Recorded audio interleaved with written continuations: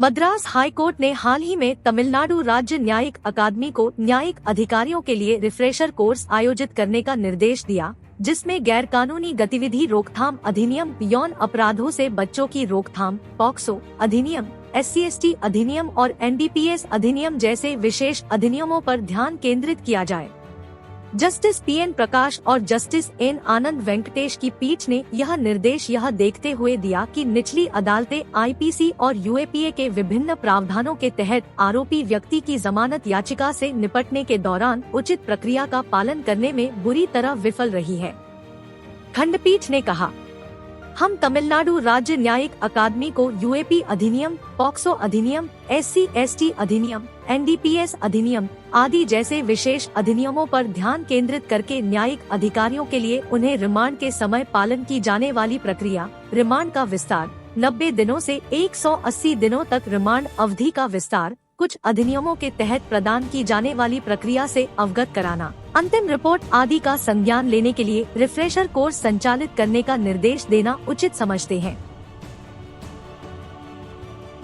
अदालत अंबुर के magistrate court द्वारा वैधानिक जमानत को रद्द करने को चुनौती देने वाली मीर अनस अली द्वारा दायर आपराधिक अपील पर सुनवाई कर रही थी।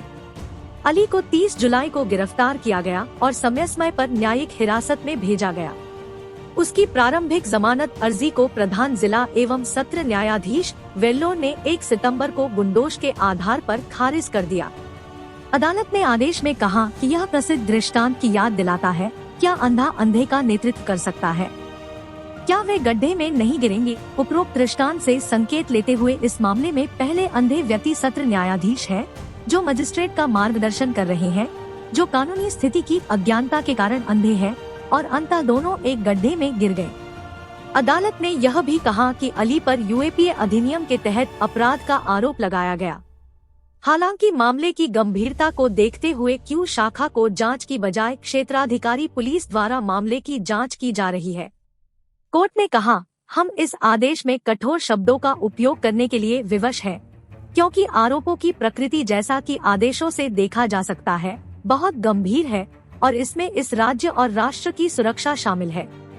यह काफी दुर्भाग्यपूर्ण है कि विशेष एजेंसी ने ऐसा किया, जांच को अपने हाथ में नहीं लिया और प्रतिवादी पुलिस यांत्रिक तरीके से आगे बढ़ रही है। यहाँ तक कि प्रशिक्षित न्यायिक अधिकारी भी UAPA अधिनियम के तहत अपराधों से जुड़े मामले में अपनाई जाने वाली प्रक्रिया से अनभिज्ञ है। हालांकि अभियोजन पक्ष द्वारा इस मामले को नए सिरे से विचार के लिए उपयुक्त अदालत में भेजने के लिए प्रस्तुत किया गया। अदालत ने कहा कि सत्र न्यायालय की अज्ञानता को अपीलकर्ता के खिलाफ नहीं लगाया जाना चाहिए। इस प्रकार अदालत ने अपीलकर्ता को कुछ शर्तों के साथ वैधानिक जमानत दे दी।